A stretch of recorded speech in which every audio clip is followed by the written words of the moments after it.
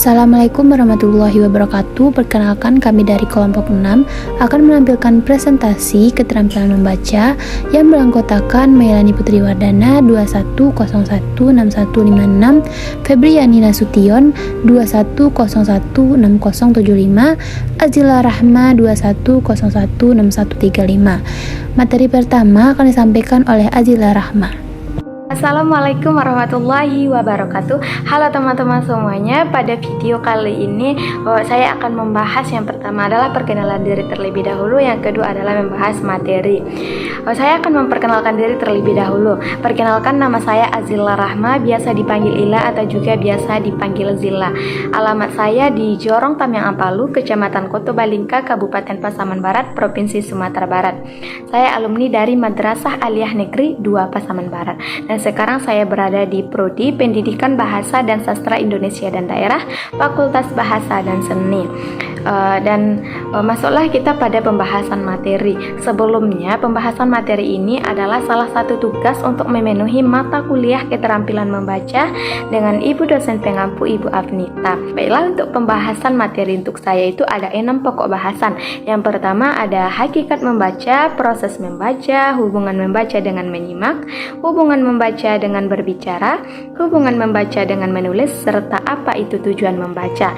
Yang pertama itu kita belajar mengenai hakikat membaca. Bagaimana itu sebenarnya hakikat membaca?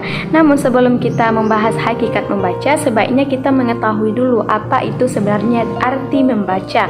Kalau membaca itu adalah suatu proses yang dilakukan oleh pembaca untuk memperoleh pesan yang ditampilkan melalui media bahasa sendiri. Kemudian kalau kita lihat dari pengertian tokoh, yaitu tarikan, dia mengidentifikasikan bahasa merupakan mencocokkan simbol atau melafalkan lambang-lambang bahasa tulis. Kemudian masuk saja kita pada hakikat membaca ya. Menurut Krida Kesana itu ada 2, yaitu pembaca berimplikasi adanya pemahaman. Maksudnya saat kita membaca berarti kita memahami sesuatu. Yang kedua, pembaca berimplikasi adanya penulis.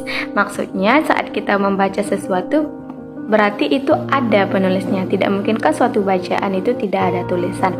Kemudian yang kedua, menurut tokoh Syafi'i, hakikat membaca itu ada beberapa poin. Yang pertama adalah pengembangan keterampilan. Maksud pengembangan keterampilan di sini adalah kita mampu mengembangkan kata-kata kita, kalimat-kalimat kita, paragraf-paragraf. Kemudian yang kedua adalah kemampuan visual. Maksud kemampuan visual itu sendiri adalah kegiatan mata, maksudnya gerakan mata mengikuti baris-baris baris-baris kalimat pada bacaan. Kemudian yang ketiga adalah kegiatan memahami dan mengamati kata yang tertulis dan memberikan makna terhadap kata-kata tersebut. Kemudian yang keempat ada proses berpikir melalui persepsi kita masing-masing gitu. Saat kita membaca berarti kita memikirkan ternyata bacaan ini seperti ini gitu, sesuai dengan persepsi kita masing-masing. Kemudian selanjutnya adalah mengolah informasi. Saat kita membaca berarti kita mengolah informasi dari suatu bacaan tersebut. Kemudian selanjutnya adalah menghubungkan tulisan dengan bunyi. Maksudnya adalah kita mampu saat melihat tulisan dan membacanya, kita mampu bagaimana caranya membaca dengan intonasi yang baik. Kemudian selanjutnya ada mengidentifikasi makna. Saat kita membaca berarti kita mampu dalam mengidentifikasi suatu makna di dalam bacaan tersebut. Kemudian sebenarnya hakikat membaca itu ada 2, yaitu membaca fiksi dan membaca mekanis. Yang pertama adalah membaca fisik atau membaca visual. Maksudnya yang tadi itu adalah keterampilan kita dalam memahami baris-baris pada kalimat di dalam tulisan. Yang kemudian adalah keterampilan mekanis. Maksud keterampilan mekanis itu adalah psikologi, yaitu mental kita sendiri.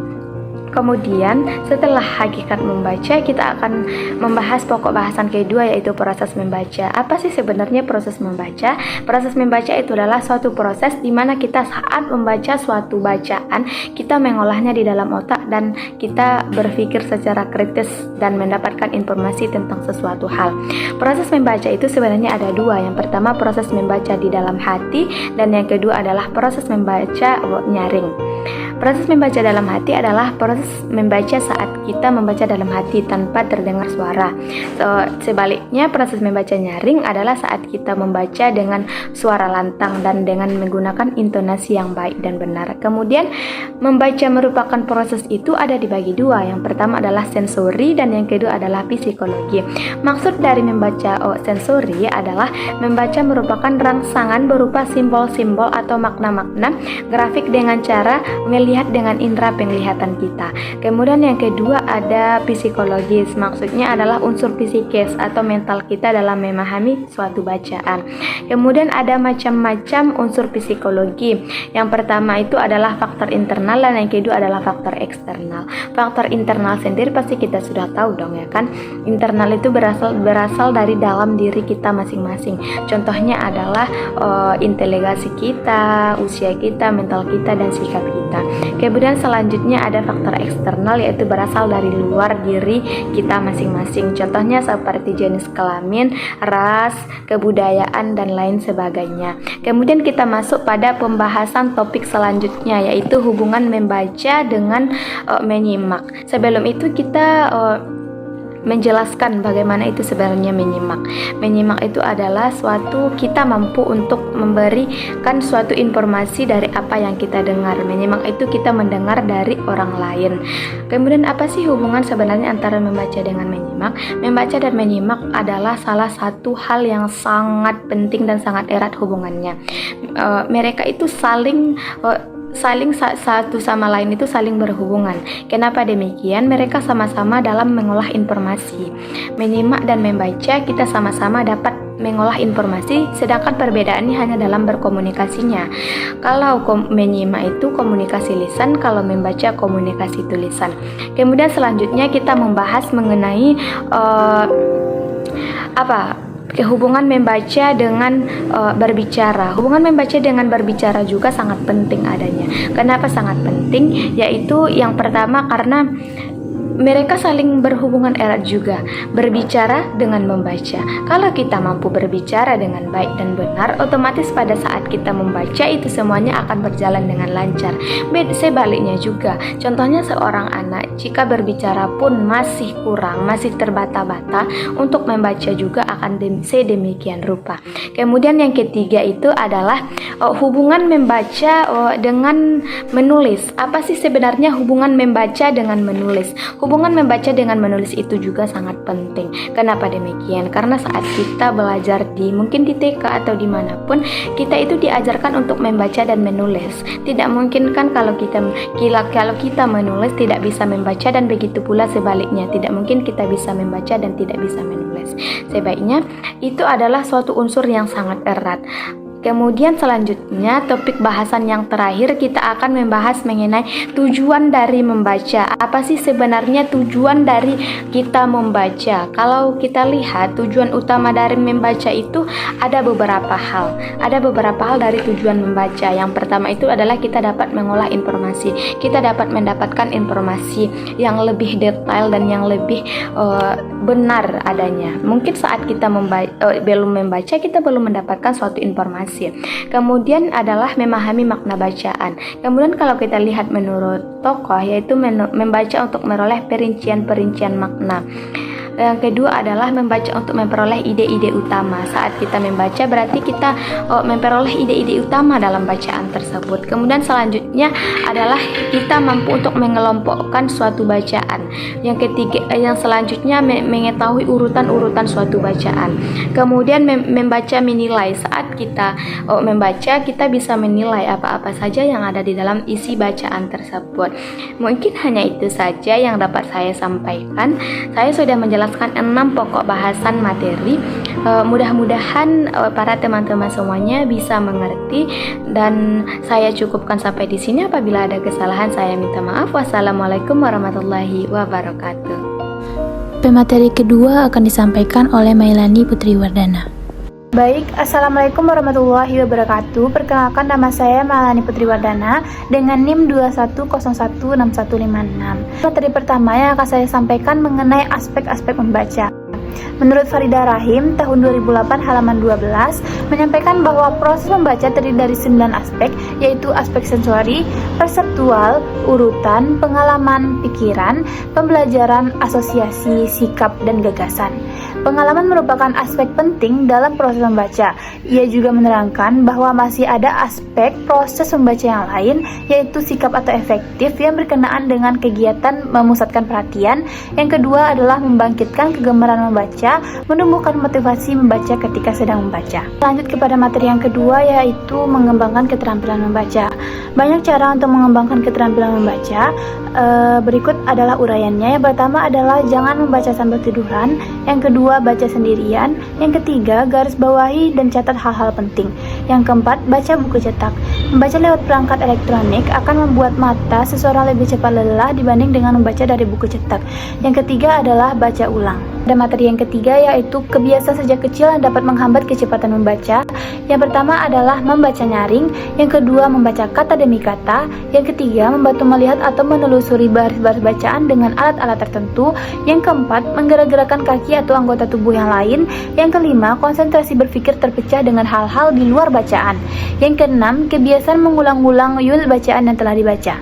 Baik, kita lanjut kepada materi yang keempat, yaitu kecepatan membaca. Kecepatan efektif membaca atau CEM adalah perpaduan dari kemampuan motorik atau gerak mata atau kemampuan visual dengan kognitif seseorang dalam membaca. Dengan kata lain, CEM merupakan perpaduan dari rata-rata kecepatan membaca dengan ketepatan memahami isi bacaan.